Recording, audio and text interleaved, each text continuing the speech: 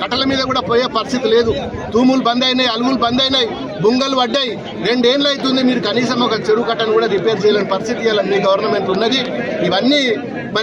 ఇవన్నీ కూడా తప్పు పనులు చేసి ఉల్టా మళ్ళా కేసీఆర్ గారు తప్పు చేసిండు. 1000 కోట్లు తిన్నాడు, లక్షల కోట్లు తిన్నాడు. కాళేశ్వరం కూలిపోయింది, సిబిఐకి ఇస్తామని చెప్పి ఈరోజు మీరు మాట్లాడడం విడ్డూరంగా ఉన్నది. ఏది ఏమైనా తాడో పేడో తెలిసిపోతుంది. రేపు వచ్చే లోకల్ బాడీ ఎలక్షన్ కూడా వస్తున్నది. నీళ్ళేందో పాలేందో తెలిసిపోతుంది, చిత్తేందో బొత్తేందో తెలిసిపోతుంది. అప్పటిదానికి 2025 వరకు ఆగాల్సిన పని లేదు.